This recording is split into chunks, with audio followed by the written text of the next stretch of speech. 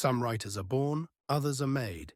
But Dostoevsky, he was forged by tragedy, rebellion, and an obsession with literature that defied his fate.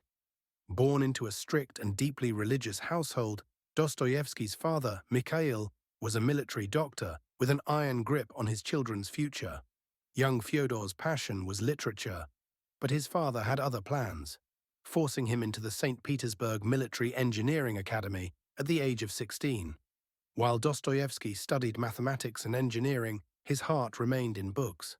But in 1839, everything changed. His father died suddenly, rumored to have been murdered by his own serfs. This tragedy sent Dostoevsky into a spiral of emotional turmoil, which many believe triggered his first epileptic seizure. Despite being enrolled in a rigid military program, Dostoevsky spent most of his time immersed in literature.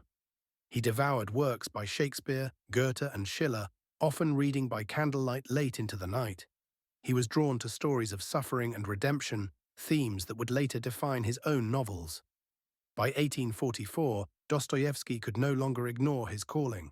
He abandoned his military career and dove into writing. He worked tirelessly on his first novel, Poor Folk, determined to prove himself as a literary force. When Dostoevsky finally published Poor Folk in 1846, it was met with critical acclaim. The renowned critic Vissarion Belinsky hailed him as the next great Russian writer. Overnight, Dostoevsky went from a struggling engineer to a literary sensation. Dostoevsky's path to writing wasn't easy. It was a battle against expectation, tragedy, and fate itself.